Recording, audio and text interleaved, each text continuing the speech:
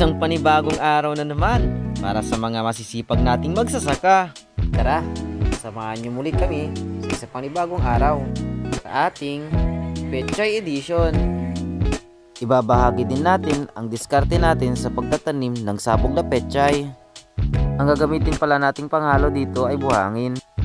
Maya-maya, sasabihin ko sa inyo kung bakit ito yung panghahalo natin. Kung wala kayong buhangin, pwede naman ng lupa. Nagkataon lang kasi na meron tayong buhangin na pwedeng gamitin.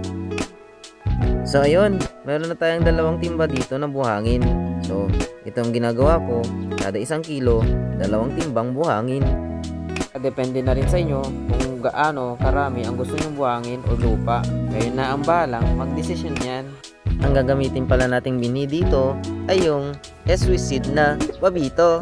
Subok ko na kasi ito simula nung nagtanim ako ng pechay. Syempre, choice nyo pa rin kung ano yung gagamitin yung variety. Bigyan ko lang kayo ng ideya dahil sa variety ito, hindi ako napahiya at kahit papano naman, natustusan niya ang ating pangangailangan sa bahay.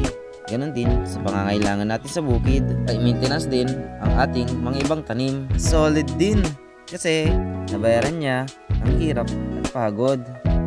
Ganyan talaga sa pagsasaka, hindi palagi natatalo. May panahon para manalo. Basta mahanap mo lang talaga ang kalendaryo ng pagtatanim, sigurado ako kikita ka rin. Ayan, paghahaluin lang natin ang ating buto at ang buhangin.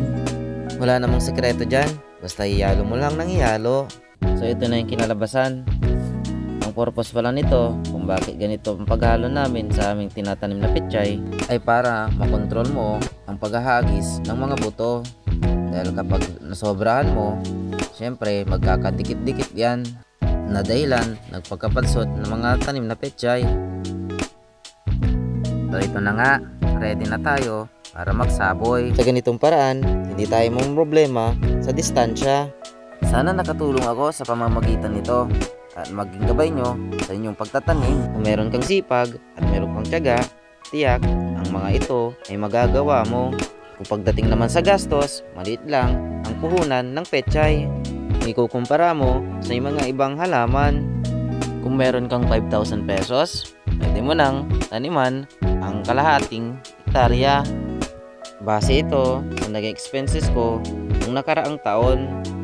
At habang dumadaan ng panahon, natututunan natin kung paano ang mga diskarte at mga pwedeng gawin para makatipid. Sabi nga nila, experience is a best teacher. At pagkalipas ng 1 linggo, ito na ang itsura nila. Sobrang bilis lang talaga lumaki ng pechay. Basta wag mo lang itong pababayaan sa insekto at sa damo. At pagkalipas ng 1 buwan, meron ka ng magaganda at healthy mga pechay. Kaya linisin mo na ang iyong isip para magkaroon ng jolly mindset.